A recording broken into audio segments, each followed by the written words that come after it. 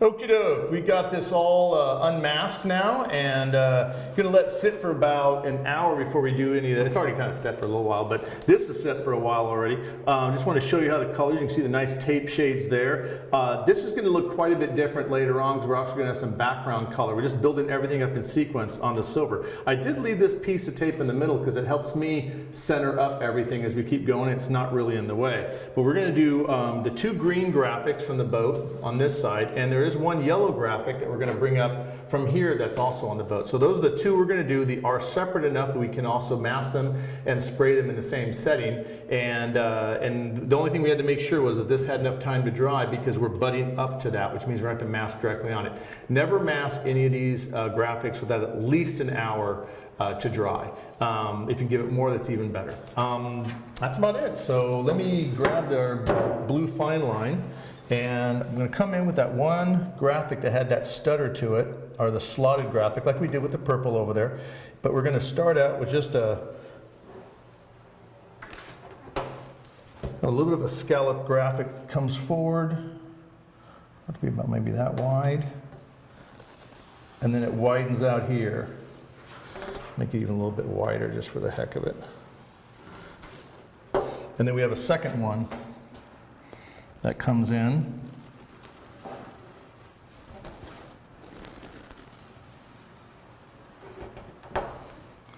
Make it the same width, and you can just eyeball it. You don't need to be that perfect.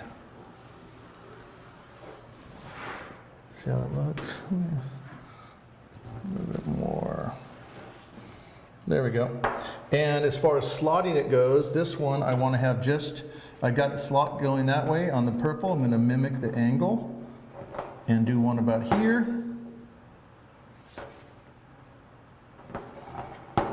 And then this one's going to get two, but I'm going to stagger them. So I'm going to have one like about here.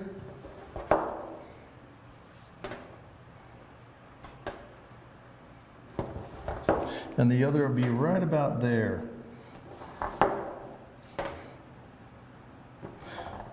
So what Chris is going to do is going to mask everything off, mask, mask, and then that way he's going to have this graphic and mask off the pink, of course, is going to be the green. We're going to do an effect on that. That's going to be after he sprays it. So let me turn this hood around this way. Makes it a little bit easier for me to lay this graphic. I'm going to come in, and this graphic follows the purple on one side, like this. I'm going to start off at the same width as the green one. So it's very close to being mimicking the yellow. And as it comes down, on the boat it actually gets wider because it's in between the two sponsons. And I have it going kind of wide. And I think that's going to work out pretty good because I'm going to bring the blue graphic around here, which will balance off that. And that's about it. So all Chris needs to do now is come in with the yellow tape, mask all this, and then we're going to paper it in a way that he can spray the green, and then when the green's done, fold the paper over it and spray the yellow. So mask the whole thing off of paper and then put one piece of paper in the middle he can use later to cover, and then when I come in and do my effects, I'll do the exact same thing. Okie doke, cool, time to paint. Okay, Chris has got this all nice and masked off. If you notice, the two graphics he actually strategically masked off so he can take the paper over here, even, I mean, you don't want to do it when it's wet, but when it's dry enough to put paper against but not tape against, that way he can spray the green side and he can spray the yellow side independently. As far as the yellow goes, the one that we're using right here is this iridescent yellow. Yep. And the green is, what was iridescent toxic green? That's the sparklescent. Sparklescent or toxic green.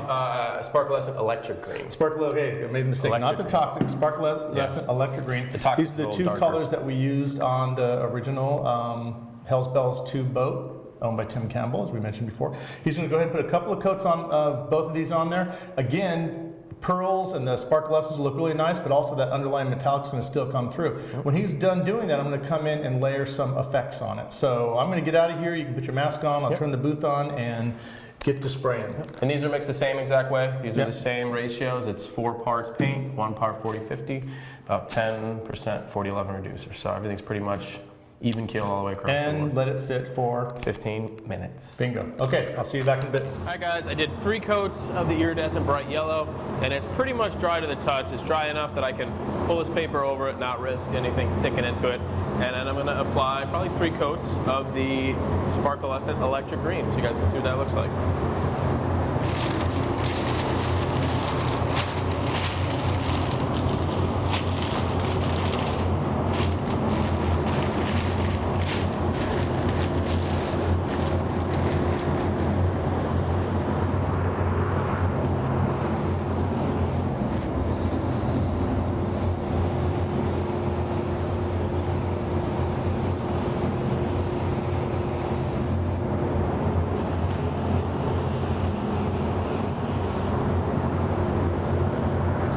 Again, like Craig said, these are really transparent colors.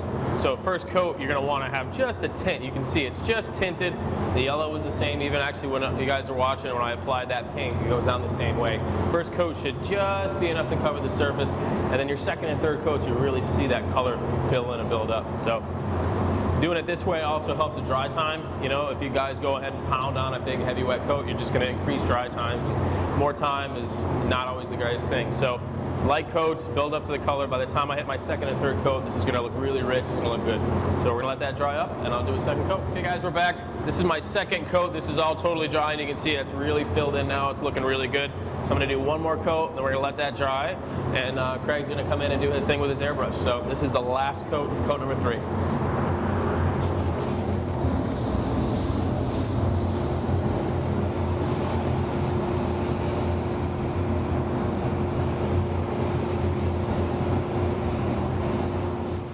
Okay, we got the center piece of paper pulled away, and you can see both graphics are painted, the iridescent yellow and then the sparklescent, what was that one? Electric green. Yeah, how many coats did you put of each on here? There's 4 of the yellow and 3 of the green. 3 of the green? Yep. Yeah. Yep. Now, just even the whole way. Yep. So we didn't do any fades or anything on this, and then the silver's still going to come through. Yep. Now on the boat, I came in and did some little added airbrush effects. Did it with my airbrush, hence airbrush effect, and did with some stencils. So the first one I'm going to do on this side, because I got the part on this side. I made what's called a Whisk broom stencil. Now if you look at this, it literally is, I mean, if you check all the Whisk brooms in my shop, they all have mohawks on them because they've all been trimmed down to nothing. Dion hates me, he buys a brand new broom, and then he keeps it away from me because I cut them up. And I'll lay it on a piece of tape and get this all together. And this is just a hybrid from a stencil I made way back in the 80s for plays at a local college where I would just grab like weeds and stuff out of the field and wheat and stuff and glue it together, and I would do background scenes of, you know, fields of grass and stuff. So I call it a Whisk broom stencil. Now, the way we're going to use this is I got some grabber orange right in there, you can see, and I come in and lay the stencil part just across here, and I just evenly, or actually unevenly, kind of go along. You don't need to spray the whole thing, but do a little fade from the front like that, and then just continue on randomly spraying this effect as we go to the back.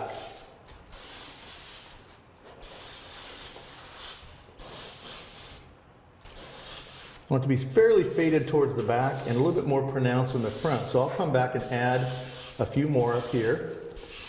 But you want to dry spray these. What I mean by dry spray is when you're spraying, you don't want to get it really soaking wet for 2 reasons. It's a subtle effect, and if this gets really wet and you're not careful, this can leave deposits behind. So there's a really cool, just kind of funky stencil, Whisk broom effect. Looks great in graphics. I do it in backgrounds of things all the time, and very, very simplistic. And you can use it over and over and over again. So this one, literally I made it right then because I forgot mine. I destroyed his broom when we were doing the boat, and used this on that boat and kept it. So it's only appropriate I use it on this hood as well. Now for the other one, I've got another airbrush loaded up with, and by the way, that was grabber orange, Candy 2.0, mixed in about 1:1 with the 4050 and a little bit of 4011 reducer. That's it, 15 minutes. This one is the emerald green, mixed up the exact same way with the 4050 and a little bit of 4011 reducer. In this situation, I'm gonna come over and swap places with you. So I'm gonna, in this one, use the Gerald Mendez texture stencil, and this stencil is from his first set. He's got a number of texture stencils out there. They're very, very cool. Highly recommend you check them out. They're from the Art Tool series, available through Iwata Media. And but my favorite is still the OG, the first one, the Texture Effects one. And I'm not going to do a lot with this. I'm going to first come in, and I want to get a little bit of a fade on the front. Not much, just a little bit of one here. And I'll do the same thing here from the front of this one going back, and the front of that one going back. So very similar to the way we did the fade on that purple graphic in the beginning. Now make sure that's dry. It is. And I'll come in and use this, just randomly move this stencil along. I don't want it all the way to the end, but I am going to start it here fresh, dark, and blend it, and then down here, same way. I do the same thing here, down there, maybe a little bit more, there we go. And then here, kind of randomly spray it, not spraying it wet, again, mostly dry. You can always add more, but you can't add less. See, that got a little bit of a little dark right there. Now, I was able to wipe it off with my finger. I just had to get it just dry enough so it's dry on the outside with the air, but it wasn't stuck yet, so it wiped off. So you can try that. Be careful when you do that. That's an advanced level. And that's pretty much it. That's the only effect I'm going to do. Now, this will have a much different look once it's clear, because at this point you're seeing, dry base coat candy on top of the pearl base coat. Once you clear coat it, it'll just reactivate, not so much reactivate everything, but it'll act as a light transport, where the light will go all the way through the base and come back through and have an incredible sense of depth. But we do want to make sure this is good and dry before we unmask it all. And then literally the next stage is, when we unmask it, we're going to come in, add the blue graphic, which goes back behind here. We're going to backmask the devil in this area, and then remask everything so that Chris can come in and spray the whole thing down with a mixture that we're going to make of, I believe, grabber orange and a little bit of tequila yellow. So we're going to let this dry, and then we're going to unmask it and get on to the next step. Okay, we got this all nice unmasked. It actually sat a couple of days over the weekend, so it's definitely not going to have any issues on being masked over. We're going to add one more color. I really want to at least give 1 day on the green, because we're going to go right over it with the blue. And at that point, we're really going to be done with our actual mask graphics. I'm still going to have the little devil design I'm going to do in here, and we'll talk about that later. But right now, I'm just going to lay out a blue graphic right here that will then mask and have them spray. And I think we're going to be doing that with is it iridescent bright blue? Is that bright blue? Iridescent bright blue. Yeah. Yep. So we're keeping with that kind of theme of the iridescent sparklescent that we've already done up to this point. No effects are going in the blue. It's just going to be just nice and blue. And this graphic is not going to have any slots, because we have enough slots as it is between the purple and the green. And I'm just duplicating this the same as Tim Campbell's boat. Hell's Bells 2 is top alcohol hydros. By the way, I just heard this weekend he just won in Bakersfield, and so I think he's points leader right now. So good luck, Tim. Because of the paint. Gonna be killer. It was the paint. It's totally the paint. It's the paint. You know. So fast. Anyway, that's the graphic we're gonna do right there. See, nice little balance. Kind of balances out with over there. I want it to be asymmetrical, but still, got to have a little bit extra color over here. And we're gonna mask this off just using the 3/4 inch. Going to go around the whole thing, and then he's going to paper off everything on this. Since we're only going to be spraying this one graphic, we don't have to worry about anything else being, soft masked or back masked. So just doing this one color, and I'll let Chris finish this because he, lives for masking. And then of course we're going to come in here and mask this off. I would actually, since we're masking off the green, I'd go ahead and just use the blue right there as well, because otherwise that masking tape doesn't. Sometimes it creeps, yeah. It creeps, but also it doesn't hit curves as nicely. Right. Remember, we love vinyl tape when it comes to water-based paints. They do not creep. So there we go. That's all ready to be masked off, and we'll be back in a second with it all masked off, and Chris showing you some blue paint. Blue paint. See you guys. Hey guys, we're back, all taped up, ready to spray, and we wanted to make one correction. Actually, we were looking at the photographs that Craig has in between doing all this, and it looked like it was not iridescent bright blue. It looked like it was Carib blue candy. So I went ahead and mixed the Carib blue. Because we're doing graphics, it's a smaller area. I can go a little more concentrated with the mix, so I actually mixed it at 4:1. So it's 4 parts 40-50 to 1 part Carib blue, and then like 5% reduction, just for a little bit of flow. I'm spraying out of an LPH 80, so it's a little bit smaller tip size. So that's all we're looking for is for flow. You really don't want these to be watery. So probably 4 coats is going to get us where we want to be. So you can see that's the concentration right there. It's nice. It's going to be nice and rich. So I'm going to go ahead and put the first coat on.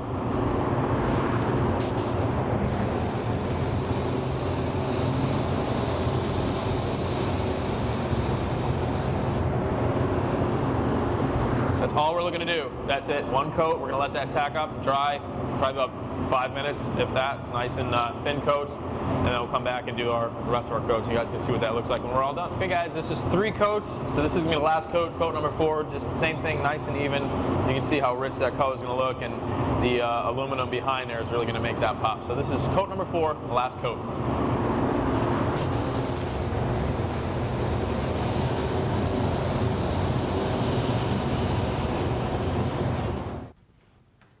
Okay, Chris has this all nice and back masked off. If you notice, to use the fine line blue tape again. Why? Because we don't want any creep.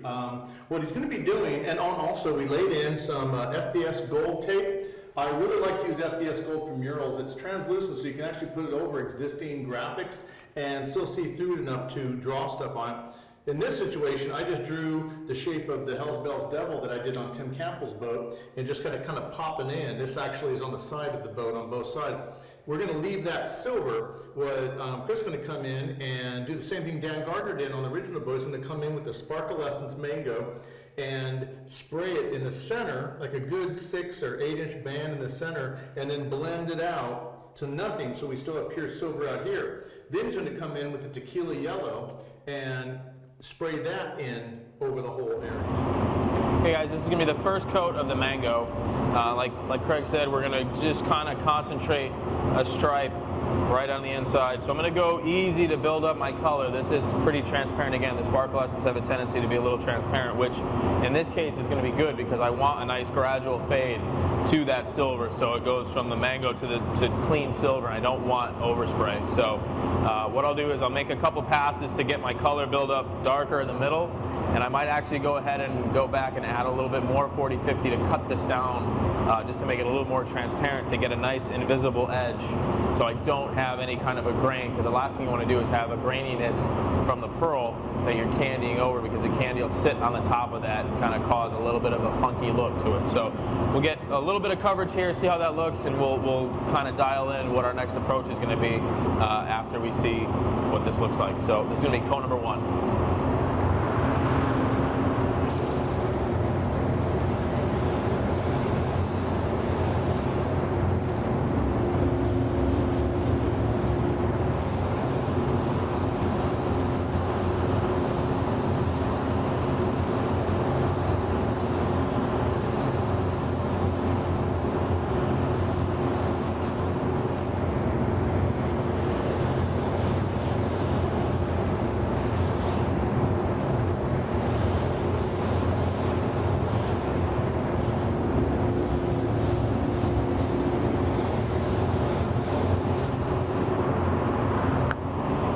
You guys can see I kind of feathered that on, so we're going to let that dry. Again, I'm looking to get it darker in the middle and fade out to nothing on the edge. So we're going to let that dry up, and then I'll continue getting that rich color, exactly what I have in the middle. I want that to move to the outside, but if I were to go ahead and spray real heavy on the outside, now I would have to work even harder to push that fade to the outside, and then what we end up with, we'd have overspray here, which we don't want. So we want to try to concentrate that middle and gradually blend it out. I want to have just a little bit of this kind of a look right about here, and that's what we want. So when you're doing something like that, you're better off concentrating your color in the middle and then slowly working it out. So we'll let that dry up, and we'll see you guys in a minute. Hey guys, we're back in the booth. I don't know if I mentioned it, but a nice little tip. I turned my fan pattern on my cap, right? My air cap. I went from having it vertical to being horizontal because we are working passes up and down like that. So this is like a simple little thing. It's crazy, but it works great for doing something like that when you're doing vertical passes where you kind of want to band it rather than having your gun sideways. You can work it up and down. So I'm really happy with how that looks. It's nice and dark in the center with a nice gradual fade to the outside, but to get that really seamless, nice even fade without creating dry spray, I went back and I took my mango, what I had left in the cup, which wasn't very much, and I actually mixed that 2 to 1. So instead of doing 4 to 1, I did 2 to 1 with our 40-50. So now what I did was use that 40-50 as a nice wet bed, essentially, because I can spray it nice and heavy so I don't have grainy overspray, but now this is very transparent. And all I'm going to do is just kind of work that blend out to the edge here. I don't want to really go any further than this, but I just want to use that to even out this transition from the light to the dark. And because this is so thin in terms of color saturation, not thin in viscosity, but thin in terms of color saturation, I mean, you can see this is a spot that's not really sprayed yet. It's a lot more clear than it is Sparkle Mango, but this will allow a nice wet edge to go down and not have that grainy, pebbly overspray that'll later affect the candy. So I'm just going to continue on. Again, there's really no rhyme or reason to this. I'm just going to kind of fade it in until I'm happy with how it looks. And what I'm going to do is actually work from the outside in. I don't want to work from the inside out, because what's going to happen is I'm going to keep pushing that overspray. And before you know it, you're going to be covered where you don't want to have your paint, and you're still going to have that overspray effect. So what you want to do is go from the wet side into your color saturation, and it'll help kind of keep that contained and also keep that overspray to a minimum.